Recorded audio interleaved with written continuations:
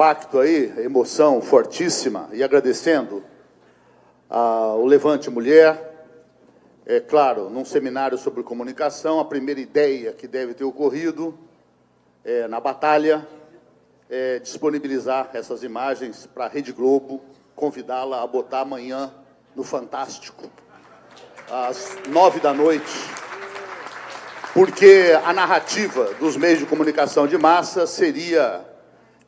produziria uma outra nação se nós tivéssemos acesso a esse tipo de conteúdo artístico no lugar de Big Brother Brasil e outros lixos. Na trilha do Franklin Martins ontem à noite, vamos dispensar a nominata para ganhar tempo, agradecer a presença de todas vocês, de todos vocês. Eu, pessoalmente, agradecer a honra de ter sido, pela generosidade dos organizadores, a direção do partido, Carlos Henrique Árabe, secretário, a equipe organizadora, me deu a honra de coordenar, organizar o tempo de um debate que tem intelectuais do brilho de Marilena Chaui e Juarez Guimarães. Então, estou consciente de que me cabe ser rápido, mas peço licença para pequenas observações. Primeiro, eu estou convidado aqui por ser hoje o presidente da Fundação Sociedade, Trabalho, Cultura e Comunicação, construída por sindicatos de trabalhadores, basicamente os metalúrgicos do ABC, bancários de São Paulo, agora outros sindicatos se aproximando, a POESP, num esforço, inclusive, de sustentação financeira, que é um esforço árduo, a construção da TVT e da Rádio Brasil Atual, muito próxima à Rede Brasil Atual, Brasil de Fato, uma rede que é parte das várias redes que se reúnem aqui hoje, nessa conferência, com o desafio de voltarmos para nossos estados, para nossas cidades, para as nossas oficinas de trincheiras, dispostos a novos patamares. No domingo passado, nesses acontecimentos dramáticos da prisão de Lula, sabemos que, em algum momento, a TVT em São Paulo é um fato histórico, bateu, na hora da missa, a audiência da Rede Globo.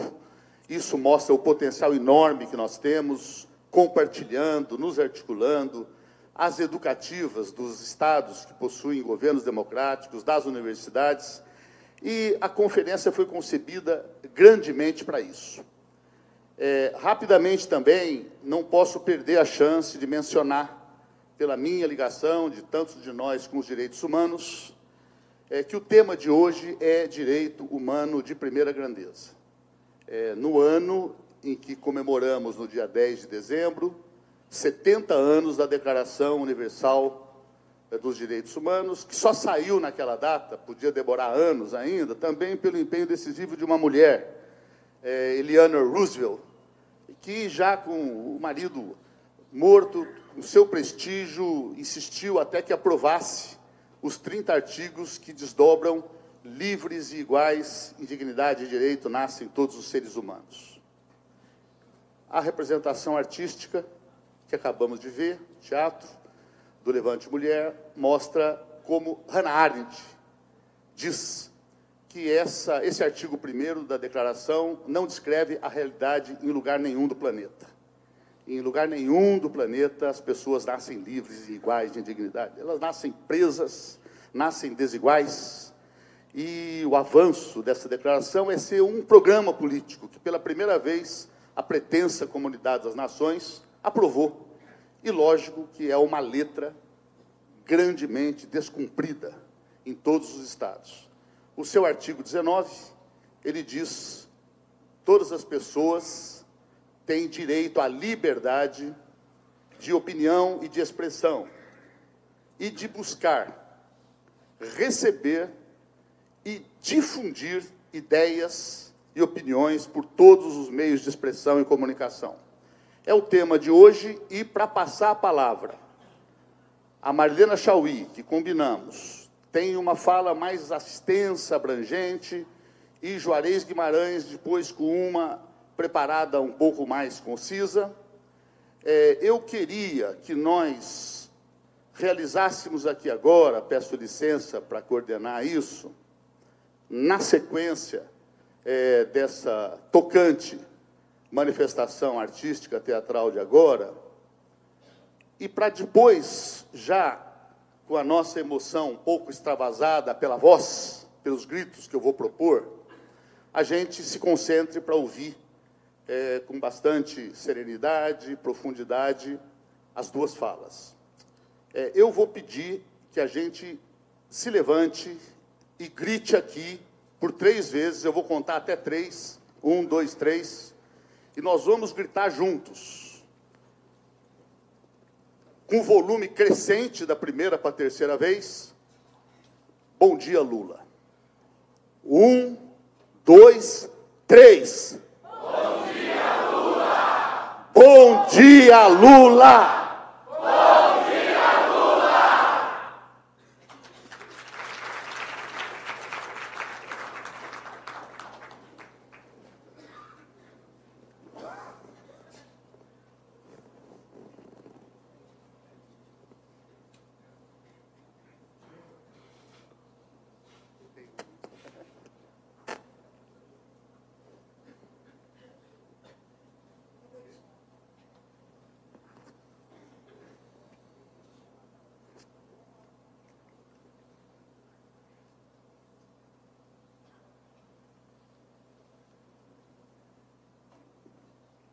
Bom, quando o Juarez me telefonou sobre esse seminário de comunicação, eu perguntei a ele o que exatamente se esperava que eu fizesse. Se seria algumas observações sobre a conjuntura, se seria uma coisa mais ampla. E ele me disse, não, nós queremos uma reflexão mais teórica e abrangente sobre a questão da comunicação. Então, o que eu preparei aqui, e vocês devem ter recebido uma primeira versão desse texto, não sei se ele foi distribuído ou não, que foi uma conferência que eu fiz na Faculdade de Comunicação Paulus, e com algumas modificações eu vou retomar essa conferência. Vocês verão que aqui e ali eu farei menção à conjuntura. Será difícil não fazer, mas eu vou tentar enfatizar os aspectos mais gerais da democracia e do vínculo entre a democracia e a comunicação, e depois o que eu pretendo é me deter nas contradições da internet. O fato de que ela seja um elemento liberador e que ela seja, entretanto, uma forma de vigilância e controle. Então, como vocês estão ligados à área da comunicação, e essa é a questão que eu acho que nós temos que enfrentar, quer dizer, quem vive no capitalismo sabe que ininterruptamente são produzidas contradições, e nós temos que lidar com essas contradições.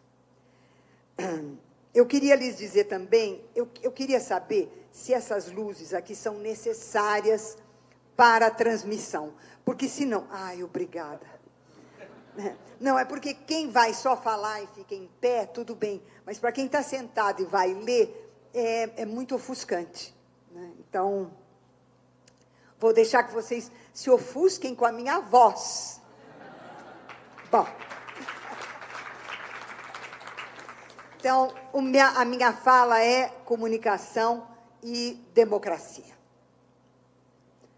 A concepção liberal reduz a democracia a um regime político eficaz, baseado na ideia da cidadania organizada em partidos políticos, e se manifesta no processo eleitoral de escolha de representantes, na rotatividade dos governantes e nas soluções técnicas para os problemas econômicos e sociais.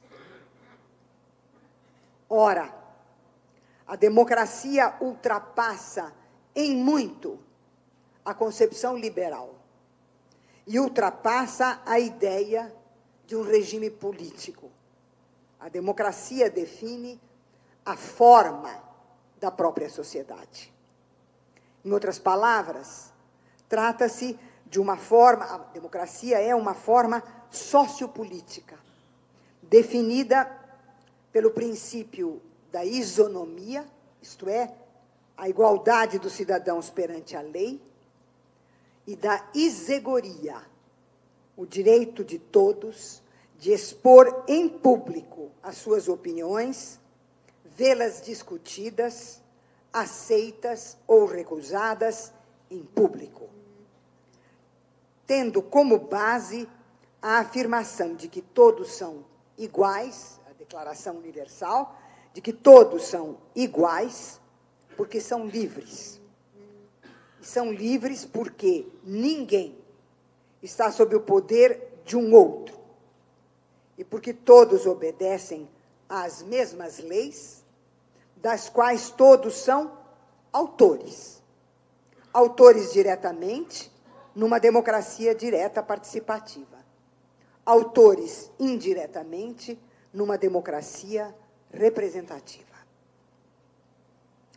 Essa forma sociopolítica, nas sociedades divididas em classes, busca conciliar as dificuldades colocadas pelos princípios da igualdade e da liberdade e a existência real das desigualdades postas economicamente, socialmente, politicamente. Como a democracia procura contornar essa contradição? Introduzindo a ideia dos direitos. Os direitos não são apenas os direitos civis, como julga o liberalismo, mas são direitos econômicos, sociais, políticos e culturais. Graças aos direitos, os desiguais conquistam a igualdade, entrando no espaço político para reivindicar a participação em direitos existentes, mas, sobretudo, para criar novos direitos. Esses direitos são novos não porque não existiam anteriormente, mas porque eles são diferentes dos direitos existentes. Por quê? Porque eles fazem surgir, como cidadãos, novos sujeitos políticos, que os afirmaram e os fizeram ser reconhecidos por toda a sociedade. Por isso mesmo, a democracia é a única forma sociopolítica na qual o caráter popular do poder e das lutas tende a se evidenciar nas sociedades de classe, na medida em que os direitos só se ampliam e só ampliam o seu alcance e só surgem como direitos novos pela ação das classes populares, contra a cristalização jurídico-política que favorece a classe dominante. Ou seja, esta é a única forma sociopolítica na qual, ao contrário de todas as outras, o conflito é considerado não apenas legítimo, mas ele é considerado necessário, buscando mediações institucionais para que ele possa se exprimir. A democracia não é o regime do consenso. Ela é o do trabalho sociopolítico do dissenso. Politicamente, graças à prática da criação de direitos, a democracia surge como o único regime político realmente aberto às mudanças temporais, uma vez que ela faz surgir o novo como parte da sua existência. E, consequentemente, a temporalidade é constitutiva do modo de ser democrático. E, por isso, ela é a sociedade verdadeiramente histórica, aberta ao tempo, aberta ao possível, aberta às transformações, aberta ao novo. Nessa forma sociopolítica está garantida a ideia da soberania popular. Por quê? Porque o que caracteriza a democracia, e é esse o sentido das eleições, a eleição não é, como querem os liberais, alternância no poder, rotatividade dos governantes. Não é isso que a eleição significa. Quando a eleição marca a soberania popular, o que ela significa? Ela significa que o governante recebe um mandato daqueles que o escolhem. E o governante não é o detentor do poder. O governante não se identifica com o poder, porque o poder pertence àqueles que o elegeram. O poder pertence ao povo como escolhedor dos seus dirigentes. E, portanto, a democracia é o único regime político no qual o governante e o poder não são idênticos. E é essa distância entre o governante e o poder que permite o trabalho democrático dos direitos. Isso precisa ficar muito claro para nós, porque sempre a nossa tendência é identificar o governante, o poder e o Estado, quando o poder somos nós o poder. Ora, por que é tão difícil isso acontecer na sociedade brasileira? Gente da minha geração viu 1954, 1961, 1964, 1968, 1969 e pensava que não ia ver mais nada. E viu.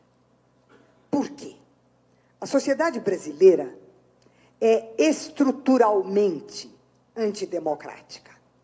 Ela é estruturalmente violenta, e eu queria dizer que os meios de comunicação e a ideologia dominante consideram que a violência é idêntica à criminalidade. Identifica violência e delinquência, violência e criminalidade. Isso não é a violência, isso é um aspecto da violência. A violência significa tratar um ser humano, uma pessoa dotada de razão, vontade, sentimentos, portanto, tratar uma subjetividade, um outro sujeito, como se ele fosse uma coisa, como se ele não tivesse pensamento, vontade, liberdade, o uso da linguagem, o uso da palavra, não fosse uma subjetividade. É isso a violência. A violência é reduzir um outro da condição de sujeito à condição de coisa. E é isso que a sociedade brasileira faz cotidianamente em cada uma das relações sociais que nela se estabelece. Ela é violenta por isso. Ela está estruturada de tal maneira que todas as relações assumem sempre a forma que elas tiveram no início colonial do Brasil, em que o centro é o senhor de escravo. Sempre, na sociedade brasileira, a relação social se estabelece entre um que se apresenta como superior e manda, e um outro que se apresenta como inferior e obedece.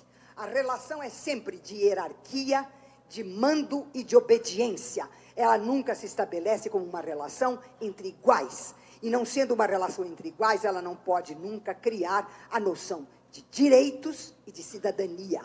Ela é visceralmente, estruturalmente organizada para impedir a igualdade, a liberdade e a participação. É isso a sociedade brasileira. Quando eu digo que ela é violenta, não é porque ela pratica aqueles atos que a gente coloca nas mãos da polícia ou do exército. Ela é violenta porque ela está estruturada no seu cotidiano e em todas as suas relações sociais como uma relação de desigualdade, de hierarquia. É assim que se estabelece. Ela é incapaz de operar com a alteridade como uma outra subjetividade. Ela é incapaz de operar com o princípio da igualdade. E a coisa é simplésima, simplésima. Basta haver uma altercação. E nessa altercação, uma das personagens vira para a outra e diz: você sabe com quem está falando? Imediatamente estabelece uma relação de desigualdade, de hierarquia, e marca que um é superior ao outro. A discussão não pode ir para frente porque um já ocupou o polo do poder. Já ocupou o polo da desigualdade. É isso a violência. Ela é cotidiana. Ela está na hora que eu vou na feira, na padaria, no supermercado. O cara que pega o carro e não respeita a faixa, não respeita o farol, que não respeita os 50 quilômetros, não respeita nada. Porque ele está de posse de um signo de prestígio e de poder, que é o carro. É isso a sociedade brasileira. Como é que você vai ter democracia nessa sociedade? Bom, então, eu escrevo por isso, porque eu vou ficando entusiasmada e falo mais do que minha boca e mais do que o tempo permitir. Então, eu prometo que não vou largar o texto mais para poder falar num tempo suportável, né? Então, ora, a sociedade brasileira é estruturalmente antidemocrática, porque é estruturalmente violenta. Ela é hierárquica, vertical, autoritária, oligárquica. E o Estado é patrimonialista e cartorial, organizado segundo a lógica clientelística e burocrática. O clientelismo bloqueia a prática democrática da representação, porque o representante não é visto como portador de um mandato dos representados, e sim como provedor de favores aos seus eleitores. Por sua vez, a burocracia introduz o funcionamento antidemocrático do Estado, pois se baseia na hierarquia e não na igualdade. A marca da burocracia é o segredo, a hierarquia dos cargos, o segredo dos cargos e a rotina. De tal modo que, se há alguma coisa... Vou fazer um parênteses. Mas se há alguma coisa que é, por definição e estruturalmente antidemocrática, é a burocracia. Ela é baseada na hierarquia, a democracia na igualdade. Ela é baseada no segredo, a democracia na informação. E ela é baseada na rotina, e a democracia na criação. Então, estruturalmente, onde há burocracia, não pode ter democracia, porque os princípios que regem a burocracia são contrários aos princípios da democracia. Então, não é porque o burocrata é um cara chato e ruim, é porque ele é um burocrata. É estrutural. Né? Bom, fechei o parênteses. Então,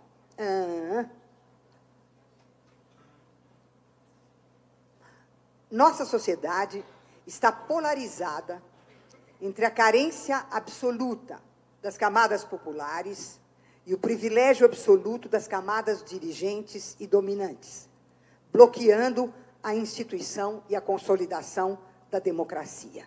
Por quê? Fundada na noção de direitos, a democracia está apta a diferenciá-los dos privilégios e das carências.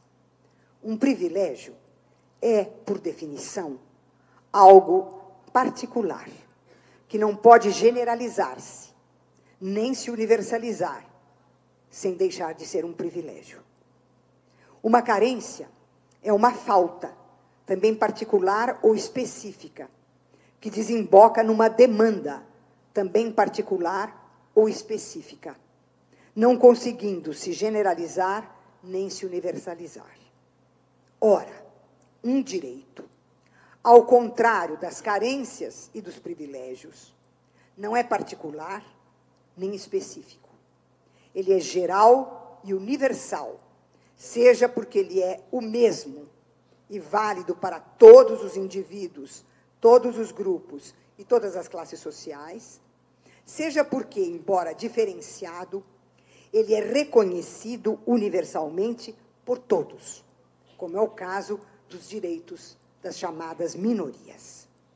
Assim, a polarização econômico-social entre a carência absoluta e o privilégio absoluto ergue-se como o obstáculo à instituição de direitos que definem a democracia. Então, a estrutura polarizada entre a carência e o privilégio faz com que a esfera dos direitos não possa aparecer. E sem elas não tem democracia. A esses obstáculos à democracia no Brasil, nós podemos acrescentar ainda os que são decorrentes do encolhimento do espaço público e do alargamento do espaço privado. Em outras palavras, a hegemonia do neoliberalismo. Eu defino o neoliberalismo como o encolhimento do espaço público dos direitos e o alargamento do espaço privado dos interesses. É isso. Do ponto de vista econômico, o neoliberalismo recusa a especificidade das diferentes instituições sociais, das diferentes instituições políticas, e as toma como homogêneas, porque define todas as instituições sociais e políticas como empresas.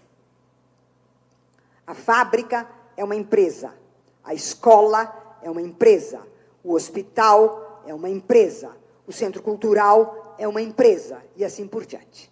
Só existem empresas. É a única instituição que o neoliberalismo conhece.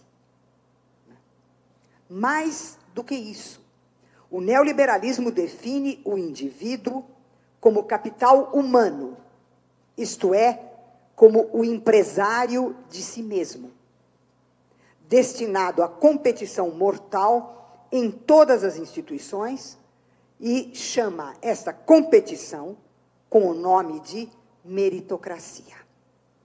O neoliberalismo é uma mudança do capitalismo muito mais profunda do que simplesmente a modificação das formas e modos da produção. O neoliberalismo é uma nova racionalidade que se instala no mundo, na qual os seres humanos são regidos pelo princípio universal da concorrência. E é preciso acrescentar pela inculcação da culpa naqueles que não vencem a competição, desencadeando ódios, ressentimentos e violências de todo tipo. O sentimento de sofrimento, a frustração, a impotência do indivíduo na perda da competição derivam de um sistema que funciona com alta produtividade e eficiência e no qual cada indivíduo deveria oferir uma existência aparentemente melhor do que nunca. Na verdade, ele tem a sua consciência controlada e vigiada, a sua intimidade abolida, as suas emoções integradas ao conformismo. Ele se dispõe, cada vez mais, a ter um espaço mental suficiente apenas para desenvolver o seu sentimento de culpa do que para viver uma consciência própria. E eu friso, vou fazer outro parênteses, eu friso muito isso porque tem sido perguntado por que tamanho ódio? Por que há esse ódio espalhado contra nós? Né? Pensem um pouco no que acontece onde há imigração, no ódio ao imigrante. Pensem anos a fio no ódio ao migrante. Pensem agora no ódio a todo aquele que põe em questão a competição e a meritocracia na forma da culpa e que propõe a igualdade através dos direitos. Por que isso desencadeia ódio e violência? Porque cada um que teme e se sente culpado de não conseguir vencer essa competição tem que encontrar um bode expiatório. E o bode expiatório se torna o objeto da sua violência e do seu ódio. No momento, somos nós. Então, não é só uma fabricação ideológica qualquer. Ela está enraizada. Esse ódio é mobilizado porque ele está enraizado no interior de cada um que foi levado a acreditar que o seu ser, a sua vida, o seu destino estão definidos pela vitória na concorrência e na competição. E a cada derrota, ou a cada risco de derrota, o ódio e a violência vêm à tona. E é isso que é manipulado incessantemente sobre 100 milhões de pessoas. É preciso compreender o papel, não apenas econômico e político do neoliberalismo, mas o papel ideológico, o papel social, o papel de criação de uma nova subjetividade destinada à competição, à perda, ao desespero e à violência e ao ódio. É isto que o neoliberalismo cria. Ninguém presta atenção que ele está criando isso. Né? Bom, fechei o parênteses. Então, um pouco de água? Acho que sim. Dá para aguentar?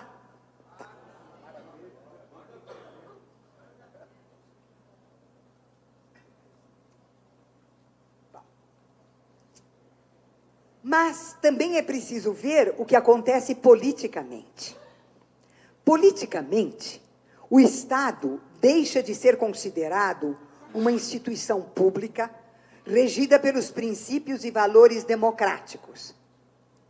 E ele passa a ser considerado também uma empresa. Assim, do ponto de vista político, o encolhimento do espaço público e o alargamento do espaço privado, dos interesses, decorrem da transformação da política numa questão técnico-administrativa que deve ficar na mão de especialistas competentes, isto é, o governante definido como gestor. É o sucesso, não é? Nós temos um prefeito que garantiu que ele não era um político, que ia dar tudo certo, porque ele é um gestor. O Trump explicou lá em cima que vai dar tudo certo, porque ele não é um político, ele é um gestor.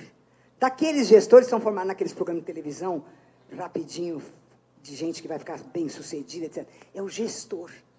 A ideia, portanto, é de que o espaço público não é público mais.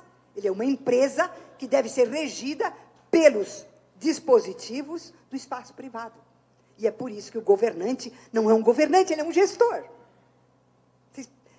Não sei se vocês avaliam o tamanho da mudança. O tamanho da mudança. Eu estou insistindo nisso, porque como nós estamos em luta e estamos em mobilização, nós temos que levar em conta essas coisas para pensar as novas formas de luta e de mobilização que nós temos que criar. Nós temos que inventar, porque tem um mundo novo aí. E nós não podemos deixar de inventar novas formas de luta. Tem que ser novo também. Para demolir isso, nós também temos que ser novos e melhores. Nós sempre fomos mais novos e melhores, sempre. Eu garanto para vocês. Sempre fomos.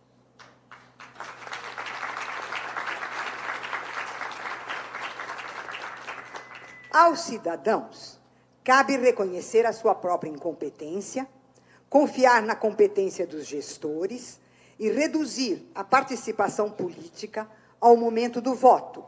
Ou seja, reprime-se a ação dos movimentos sociais e populares e, sobretudo, é negligenciado e ocultado o papel dos conflitos econômicos, sociais e culturais, as divergências entre as forças políticas e a estrutura jurídica e burocrática do Estado. Tudo isso ergue obstáculos à concretização de programas e projetos políticos democráticos que visam quebrar a polarização entre a carência e o privilégio. Isso explica por que a política neoliberal se define pela eliminação dos direitos econômicos, sociais e políticos garantidos pelo poder público, em proveito dos interesses privados da classe dominante, isto é, A política neoliberal não é uma racionalidade eficaz, como ela se apresenta. A política neoliberal é a decisão explícita de destinar os fundos públicos não aos direitos econômicos e sociais, mas aos investimentos do capital. E cortar, portanto, os investimentos públicos destinados aos direitos sociais, transformando os direitos em serviços. Serviços definidos, portanto, pela lógica do mercado. Ou seja, o que a política neoliberal faz, o que está sendo feito aqui, é a privatização dos direitos, que são transformados em serviços, que se compra e se vende no mercado. E a privatização dos direitos como serviços aumenta a cisão social entre a carência e o privilégio, aumentando todas as formas de exclusão. É diante disso que nós estamos. Então, a reforma trabalhista, a reforma da Previdência, a privatização na saúde, a privatização na educação, etc., estão nesta lógica, que é a lógica de destinar o fundo público não mais aos direitos sociais e econômicos, mas privatizá-los na forma de serviços e destinar esses fundos públicos ao capital. É isso, é só isso que eles estão fazendo. Bom, a estrutura autoritária da sociedade brasileira, o encolhimento do espaço público e o alargamento do espaço privado neoliberal colocam em evidência o bloqueio a um direito democrático fundamental, sem o qual a democracia, entendida como participação social, política e cultural, é impossível, qual seja o direito à informação. Como observa Christopher Lasch em A Cultura do Narcisismo, os mass media tornaram irrelevantes as categorias da verdade e da falsidade, substituindo-as pelas noções de credibilidade ou plausibilidade e confiabilidade.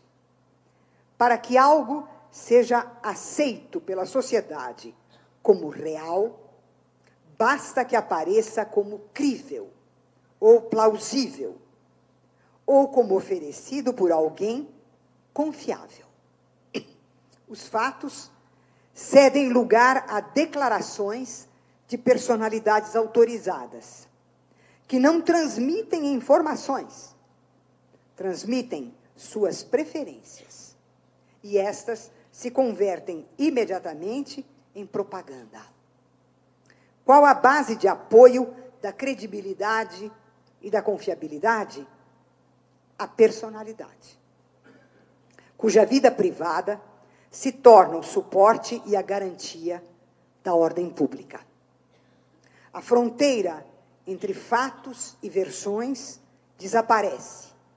Todo discurso vira um tipo de venda de ideias concorrendo com os demais, seja na política, na economia, na cultura. A narrativa que for melhor comercializada e absorvida por indivíduos e coletividade é a que se tornará hegemônica. O que significa esse lugar dado à personalidade competente? Significa que as relações interpessoais, as relações intersubjetivas e as relações grupais aparecem com a função de ocultar ou de dissimular as relações sociais enquanto propriamente sociais, e as relações políticas enquanto propriamente políticas. Por quê? As relações pessoais, que são as que se estabelecem a partir do momento em que o fato ou a versão é dada por uma personalidade na qual eu confio, eu estabeleço uma relação pessoal, né? Então, as relações pessoais são imediatas, isto é, elas são definidas pelo relacionamento direto entre pessoas. E por isso mesmo, nelas, os sentimentos, as emoções, as preferências, os gostos é que têm o papel decisivo. Ao contrário, as relações sociais e políticas são mediatas ou mediações referentes a interesses e a direitos regulados pelas instituições, pela divisão social das classes e pela separação entre o social e o poder político. Mas agora, elas perderam a sua especificidade e passam a operar sob a aparência da vida privada, portanto, referidas a preferências, sentimentos, gostos, emoções, agrados e aversões. Você não tem mais fatos. Você tem preferências. Você tem aversões. Você tem sentimentos. E você entra em sintonia com o que a personalidade confiável sente, pensa, quer, e desaparece não só o campo do fato, mas desaparece também o campo do raciocínio. Tem a adesão ou a aversão. É isso que se estabelece. É uma coisa sinistra. Eu só vi isso pensado pelo Orwell, no livro 1984, quando ele cria justamente a figura do Big Brother. É isso, Big Brother. Bom, não é casual, mas uma consequência necessária dessa privatização do social e do político, a destruição de uma categoria essencial das democracias, qual seja a da opinião pública. Em seus inícios, a opinião pública, em seus inícios modernos, a opinião pública era definida como a expressão no espaço público de uma reflexão individual ou coletiva sobre uma questão controvertida e concernente ao interesse ou ao direito de uma classe social, de um grupo ou mesmo da maioria. A opinião pública era uma reflexão feita em público e, por isso, ela se definia como o uso público da razão e como o direito à liberdade de pensamento e de expressão. Hoje, porém, os meios de comunicação estimulam o narcisismo e, em lugar da opinião pública, busca a expressão pública de sentimentos e emoções, de preferências, gostos, aversões e predileções, de maneira que o espaço privado ou o espaço da intimidade ocupa o lugar do espaço público. Em lugar de opinião pública, tem-se a manifestação pública de sentimentos, preferências e aversões individuais. Dá para perceber por que se tornou tão evidente para nós que o espaço público está todo ocupado por sentimentos? É porque isso está sendo... Não aconteceu agora. Nós nos demos conta porque isso agora veio como uma avalanche diante de nós. Mas isso está sendo feito anos a fio, com enorme dedicação por toda a mídia. É isso que está sendo produzido. Então, quando nós vemos explodir na nossa cara esse universo onde os sentimentos e não o pensamento é que vão tomar a decisão, a gente pensa que acabou de acontecer. Não. Isso foi longamente construído através de quase 2 décadas. Nós estamos vendo o resultado em público daquilo que foi construído, né, pela cultura neoliberal, pela cultura do narcisismo. Né? Qual é a consequência da opinião pública desaparecer como expressão da razão e aparecer no seu lugar, aparecerem as preferências, os sentimentos e as aversões? A consequência é que o direito de cada um e de todos de opinar em público é substituído pelo poder de alguns para exercer esse direito, surgindo assim a expressão formador de opinião. Vocês já prestaram atenção? Como é que pode surgir a ideia de que alguém é um formador de opinião? Ou eu penso, tenho opinião, ou eu não penso e não tenho opinião. A ideia de que existe um formador de opinião parte do princípio de que nós não temos opinião, que nós não temos pensamento. Nós só temos o quê? Sentimentos. Mas tem alguém que pensa. E esse alguém que pensa vai formar a minha opinião. Vocês nunca prestaram atenção nessa coisa estranha? Eu sempre, não sei por causa de mexer com a história da filosofia, sei lá, eu sempre fiquei muito perplexa com a expressão formador de opinião. Eu sempre pensei, mas como é que pode ter um formador de opinião? Isso é impossível. Tem. Né? Tem.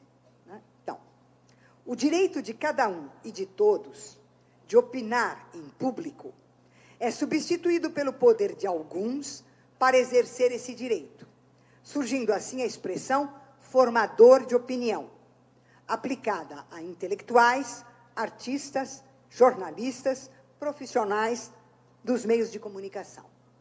O jornalismo deixa de ser informativo para se tornar opinativo e assertivo.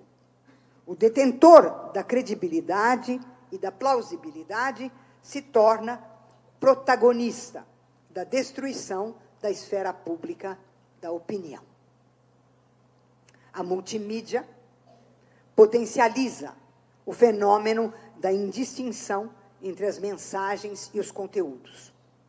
Como todas as mensagens estão integradas no mesmo padrão cognitivo e sensorial, uma vez que educação, notícias, espetáculos são fornecidos pelo mesmo meio, os conteúdos se misturam e se tornam indiscerníveis. É por isso que eu posso receber uma notícia política como se fosse um entretenimento e posso, numa hora de lazer, achar que estou fazendo política.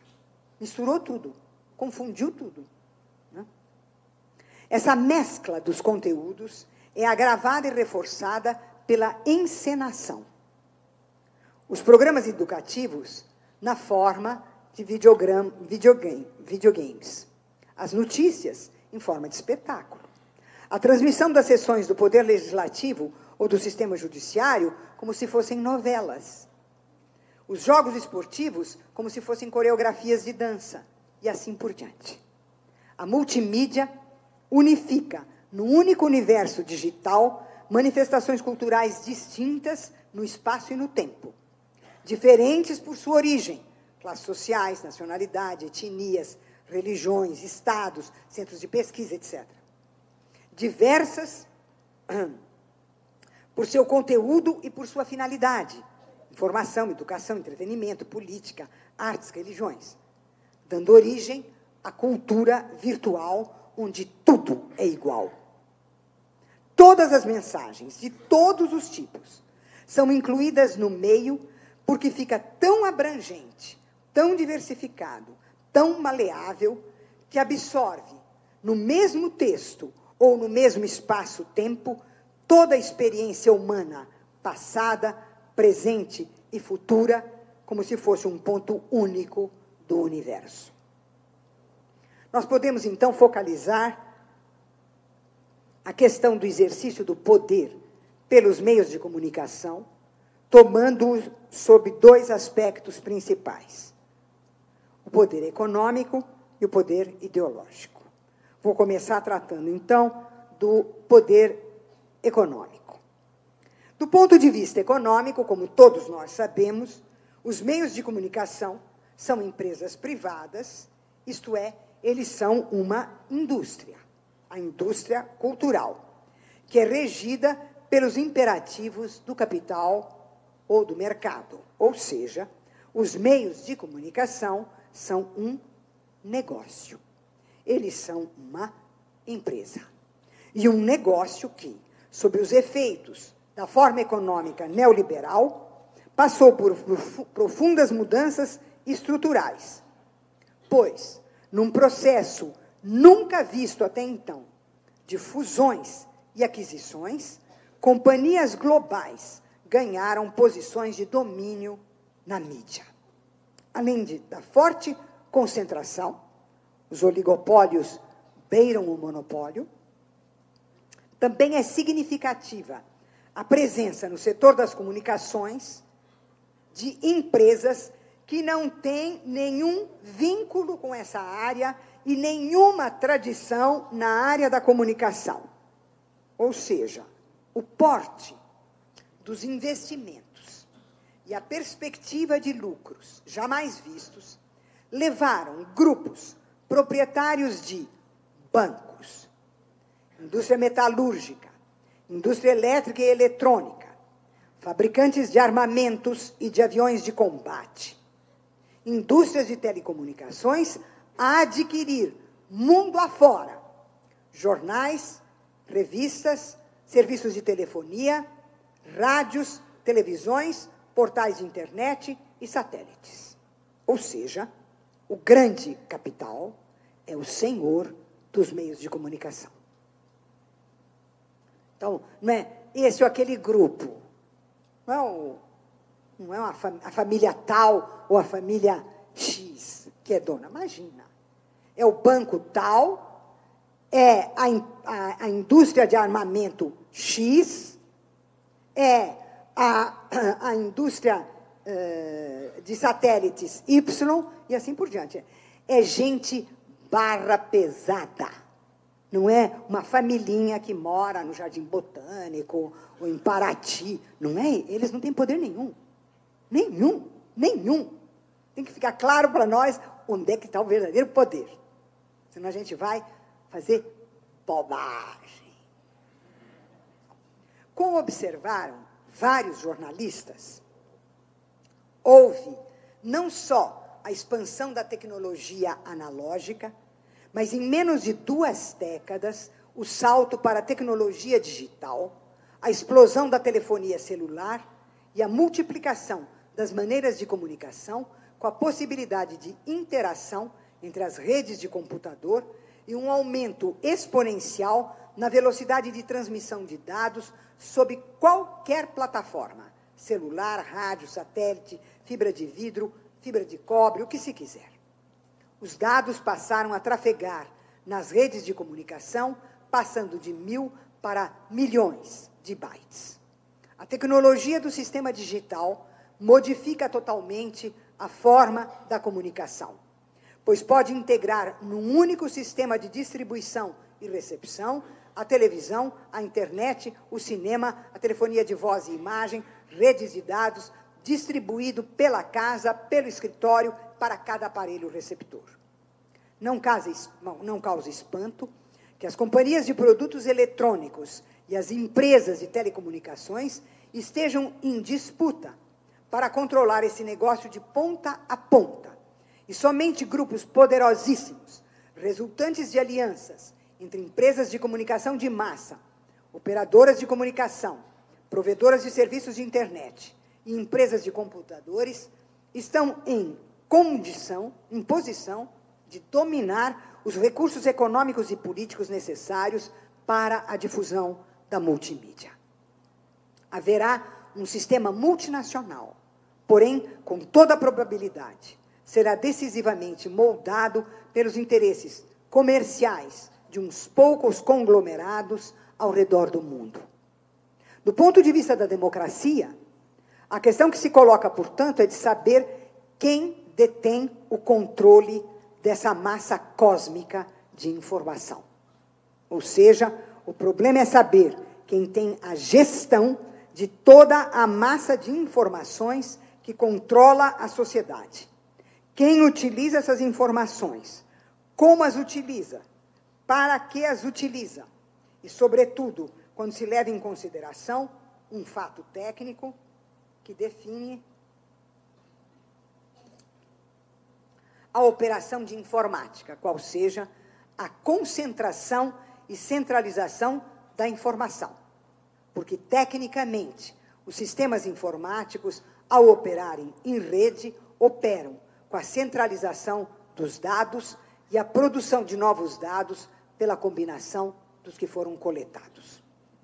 Quem tem o poder sobre a massa de informação do planeta? Agora, o poder ideológico. Do ponto de vista ideológico, o exercício do poder pela mídia se efetua por meio do que eu chamo ideologia da competência. cujo modo de aparecer tem a forma anônima e impessoal do discurso do conhecimento. E a sua eficácia social, política e cultural se funda na crença na racionalidade técnico-científica. Essa ideologia é inseparável da nova imagem da sociedade, que é definida como sociedade do conhecimento. É assim que a sociedade contemporânea é definida, né? Sociedade do conhecimento. Com essa expressão, pretende-se indicar que a economia contemporânea se funda sobre a ciência e a informação, graças ao uso competitivo do conhecimento, da inovação tecnológica e da informação nos processos produtivos e financeiros, bem como no setor de serviços, como educação, saúde e lazer. Em outras palavras, o conhecimento se tornou, pela primeira vez na história do planeta, uma força produtiva. Antigamente, você tinha a ciência, que fazia pesquisa teórica, depois ela tinha a parte aplicada, que eram as técnicas que ela permitia, e depois a indústria, o comércio, mas em geral a indústria, se apropriava dessas aplicações técnicas. Agora você não tem mais isso, acabou isso. A ciência, enquanto tal, seja como pesquisa, seja como tecnologia, é ela que é uma força produtiva. E é por isso que surge essa expressão que para muitos de nós parece não fazer sentido, e sobretudo num país como o nosso, a expressão trabalho imaterial. Trabalho imaterial é isso, é o fato de que quem produz o capital, quem produz mais-valia, é o conhecimento, é a ciência, é o saber, é ele. E é por isso que eu costumo dizer, quando a meninada eles pensam que estão se divertindo, estão trabalhando, estão criando mais-valia para os servidores. Eles estão realizando trabalho imaterial. Está tudo trabalhando, está tudo pensando que está se divertindo, se comunicando, fazendo isso. Né? Não está produzindo mais-valia. Está produzindo capital, está trabalhando. É isso que a meninada precisava entender, que está trabalhando para a gente que eles nem sabem quem é, nem sabe quem é, não sabe nem onde está, mas está produzindo. É isso o trabalho imaterial. O trabalho imaterial é aquele que é feito com o saber e a partir do saber e da informação. Uma coisa sinistra. Né? A ideologia da competência pode ser resumida da seguinte maneira: não é qualquer um que pode, em qualquer lugar e em qualquer ocasião, dizer qualquer coisa a qualquer outro. O discurso competente determina de antemão quem tem o direito de falar, quem deve ouvir, assim como predetermina os lugares e as circunstâncias em que é permitido falar e ouvir, e define previamente a forma e o conteúdo do que deve ser dito e precisa ser ouvido. Essas distinções têm como fundamento a distinção principal, que divide socialmente os detentores de um saber ou de um conhecimento científico, técnico, religioso, político, artístico, o detentor de um conhecimento, que podem e têm o direito de mandar e comandar os desprovidos de saber, que devem apenas ouvir e obedecer. Numa palavra, a ideologia da competência se opõe à democracia, porque ela fere a igualdade e a liberdade, ao instituir a divisão social entre os competentes, que sabem e por isso mandam, e os incompetentes, que por isso obedecem e executam. Agora vai fazer sentido porque que aparece o formador de opinião, né? Ele é o portador da competência. Né?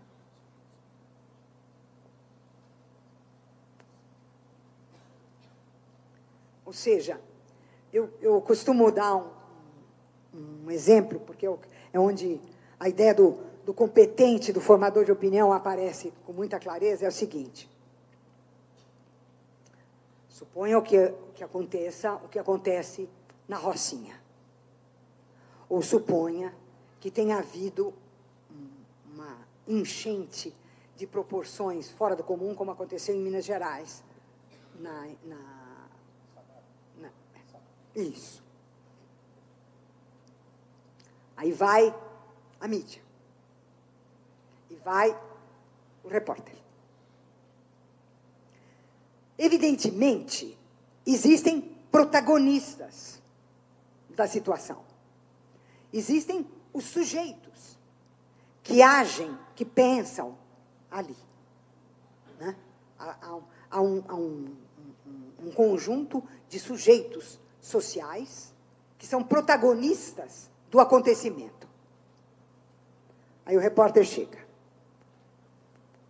Eu fico mais emocionada quando tem uma avalanche e casas são soterradas e você tem uma parte da família que ficou de fora e a parte que ficou lá dentro. Então chega o repórter. O que a senhora está sentindo?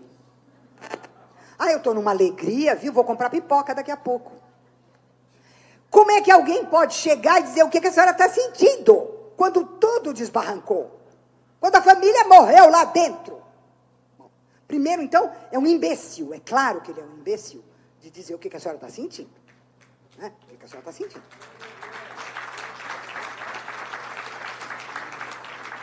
Mas essa imbecilidade faz sentido. Por quê?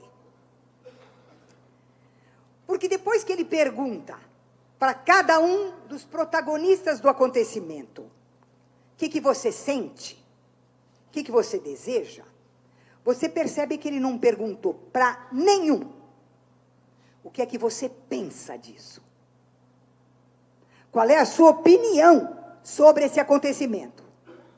Como diziam as meninas agora há pouco, eu não vou mudar de opinião. Qual é a sua opinião a esse respeito? Não pergunta. E por quê?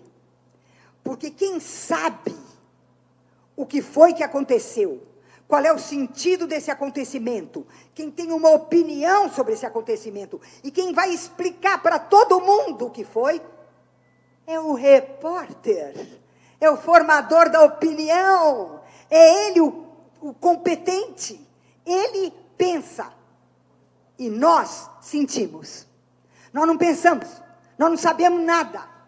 Então a pergunta que parece tão imbecil de perguntar para alguém em lágrimas o que a senhora sente, tem um significado ideológico, político, de dominação imenso. Porque está sendo dito para ela, você não pensa, eu penso no seu lugar e vou dizer para você o que você tem que pensar.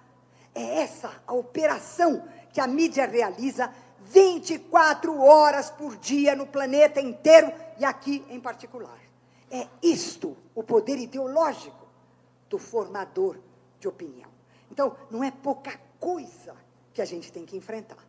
Bom, agora eu vou concluir, abusando da vossa paciência, falando um pouco sobre a internet. Eu sei que agora vou mexer num vespeiro, porque ela é a esperança que nos resta. Mas tudo que se passa no capitalismo é marcado pela divisão social, pela luta de classes e, portanto, pelas contradições. Então, o que eu vou fazer é explorar um pouco algumas das contradições dessa nova mídia para que a gente possa refletir sobre ela. Indaguemos se a internet abre um campo verdadeiramente democrático e supera a ideologia da competência em geral e o autoritarismo sociopolítico brasileiro. A internet é um ponto de convergência entre uma arquitetura industrial, múltiplas linguagens informáticas e um grande número de práticas intelectuais e cognitivas, econômicas, sociais, políticas, artísticas e de lazer. É uma organização da informação. Ela é parte da rede, a web, na qual o centro está em toda parte e a circunferência em nenhuma. Disseminada numa infinidade de máquinas através do mundo. A internet é um enxame de redes privadas e públicas, institucionais, comerciais, governamentais, associativas, conectadas em inúmeros nós, que formam uma, segundo um autor, uma nebulosa informacional, amplamente insondável, diversamente organizada, às vezes aberta e disponível, mas frequentemente fechada e secreta. E que aparece como uma comunicação tecnológica e universal entre as consciências que compartilham opiniões, pontos de vista, experiências, pensamentos, observações, hábitos e mesmo as banalidades da vida cotidiana, ou um mundo de representações entrelaçadas, concordantes ou antagônicas. Ora, a internet nasce numa infraestrutura econômica que ela mantém invisível, como ocorre em todas as esferas da sociedade capitalista. Mas não é assim que ela aparece. Essa distinção entre ser e aparecer é fundamental. Então, ela é isto, mas ela aparece de outro jeito. Né? Mas não é assim que ela aparece. Isto é, ela não aparece como um instrumento da economia ou uma estratégia econômica e política. Ela aparece como um ambiente universal de informação e comunicação globalmente uniforme, capaz de trazer proveitos cognitivos, sociais, artísticos e políticos, e como instrumento de pesquisa, de tal maneira que o seu usuário pode instantaneamente se beneficiar com todos os serviços que a potência do seu dispositivo técnico é susceptível de lhe dar. Na verdade, embora o uso das redes possa envolver usos técnicos diversos, entretanto, a nossa experiência reticular está circunscrita a um número restrito de programas aplicativos que permitem as múltiplas operações desejadas em um número limitado de gestos previstos e uniformes em todo o planeta, sem que tenhamos a menor ideia do que esses gestos são e do que significam os protocolos informáticos que nós empregamos. De fato, o objeto que cintila na tela não é um texto, não é uma imagem.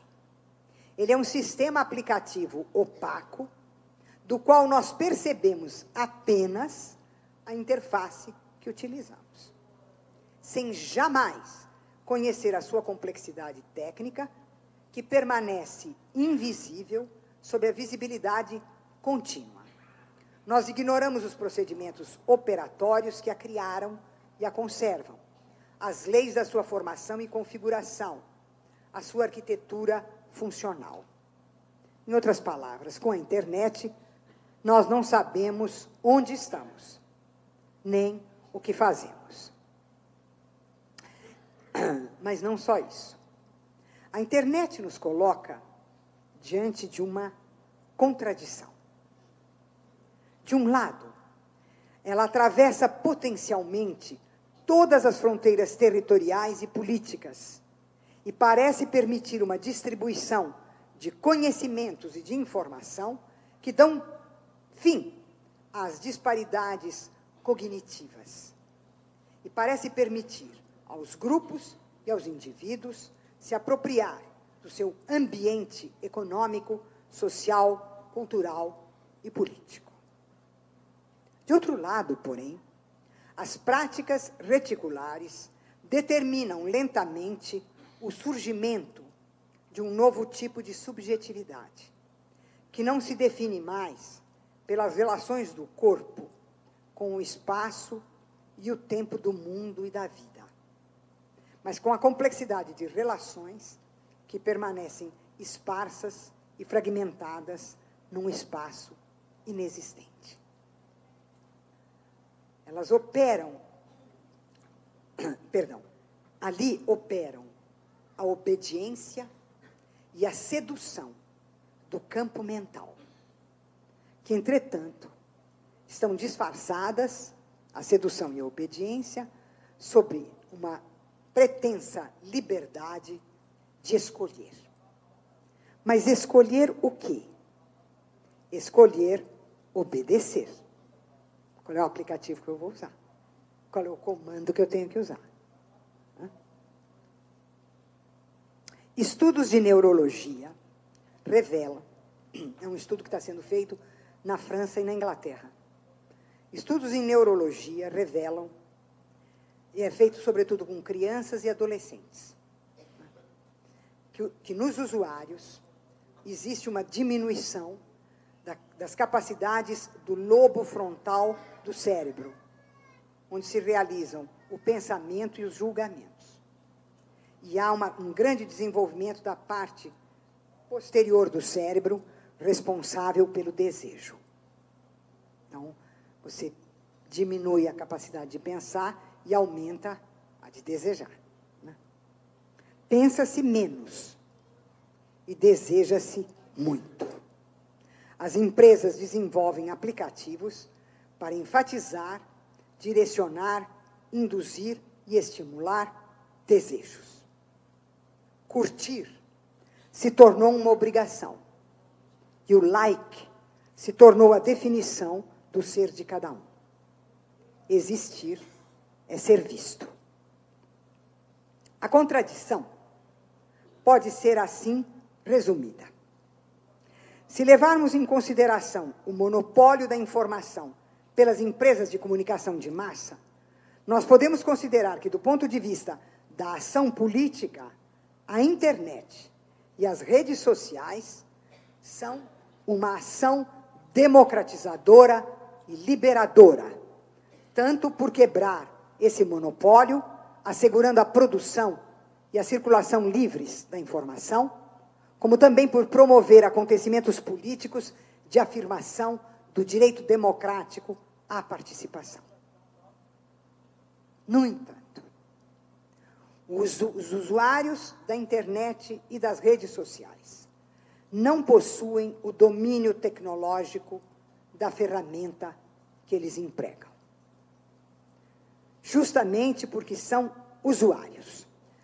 Vou fazer, eu prometo que é o último parênteses, porque eu estou na penúltima página. Eu costumo dar um exemplo, quando eu quero explicar por que me impressiona muito a nossa figura de usuários. Né? Por que isso significa ausência de autonomia e de liberdade? Eu costumo confrontar isso com um exemplo que eu acho precioso e que é dado por historiadores, os historiadores de esquerda da história da Inglaterra. Vocês sabem, a Inglaterra passa por uma revolução nos meados do século XVII e existe, como explicam os historiadores, uma revolução dentro da revolução. Você tem a revolução do Cromwell, que vai ser vitoriosa, mas você tem a revolução dos levelers, dos niveladores, daqueles que querem que seja uma revolução mesmo. Vou abrir um parênteses no meu parênteses. A palavra revolução vem da astronomia, vocês sabem. Em astronomia, revolução significa fazer um movimento completo que retorna ao ponto de partida. É isso uma revolução. Do ponto de vista dos revolucionários, como eles tinham uma perspectiva religiosa, o que eles diziam? Deus criou um mundo perfeito.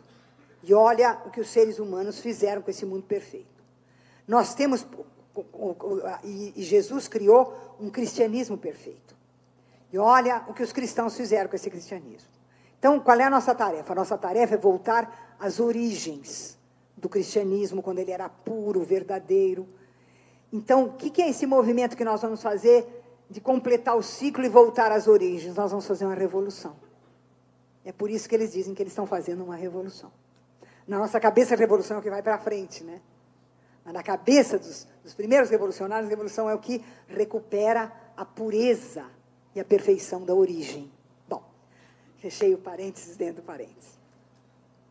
Então, os niveladores se consideram revolucionários. E como é que eles faziam? Bom, eles faziam assembleias. Né? Faziam assembleias, e nas assembleias eles discutiam, tomavam decisões. Aí, alguém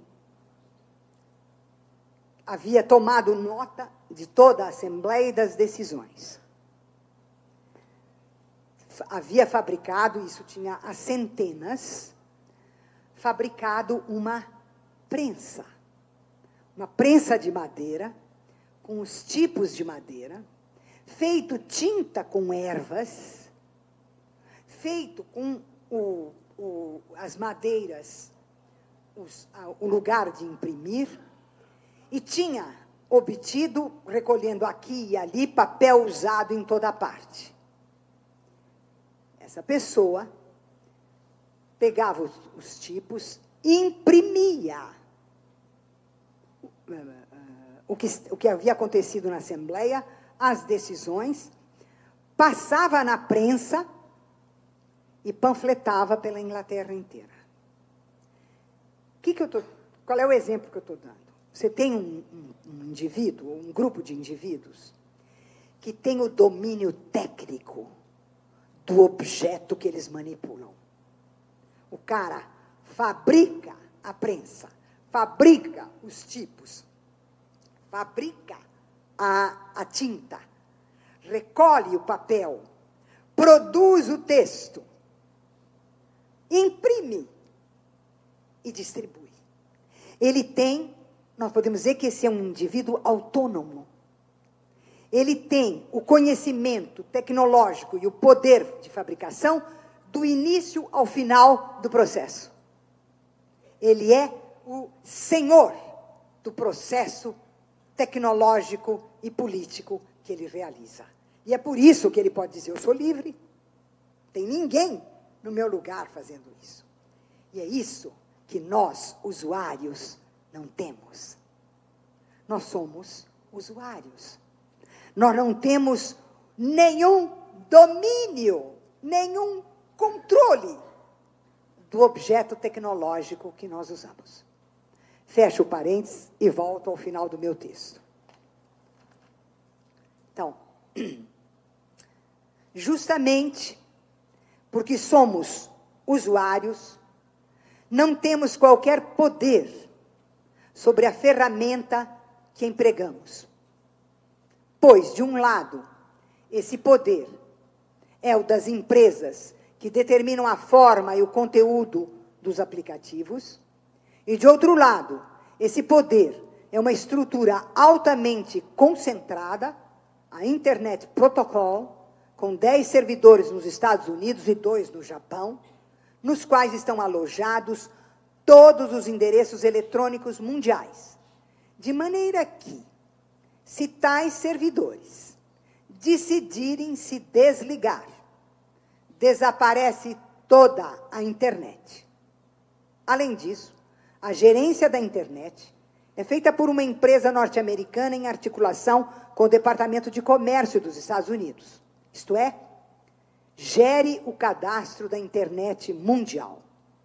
Assim, sob o aspecto maravilhosamente criativo, anárquico, democrático das redes sociais em ação política, ocultam-se o controle e a vigilância sobre os seus usuários em escala planetária, isto é, sobre toda a massa de informação do planeta. Como observa Leimer dos Santos, o capital global privatiza, essa a contradição que nós temos que enfrentar, porque que há uma liberação e uma liberdade e uma participação no movimento da informação, seremos os últimos a negar. Nós estamos vendo na nossa pele, na nossa carne, a importância disso. Mas nós temos, como gente de esquerda, permanecer atentos à contradição envolvida aí. Porque é o capital que gera isso. Não fomos nós que gestamos isso, né? Então, o capital global privatiza as telecomunicações, coloniza a rede e faz o loteamento do campo eletromagnético, visando controlar o acesso ao chamado ciberespaço, não sob a forma da relação de compra e venda com os seus clientes, mas de fornecimento e uso. É por isso que eles são chamados de servidores. Né? Servidores. Trata-se, portanto, de um novo tipo de mercado, em que o cliente, ou melhor, o usuário, é transformado, ele próprio, em mercadoria. Porque a estratégia de venda não consiste em vender um produto para o maior número de clientes, mas em vender no ciberespaço o maior número de produtos para um usuário. Donde a importância dada ao aumento crescente do tempo em que o usuário permanece conectado a esse espaço. Esse tempo é capitalizado. O usuário julga estar em lazer, diversão, entretenimento ou se informando. Mas, na realidade, ele está realizando trabalho imaterial, gerando lucro ou mais-valia para os servidores, para as empresas. De fato,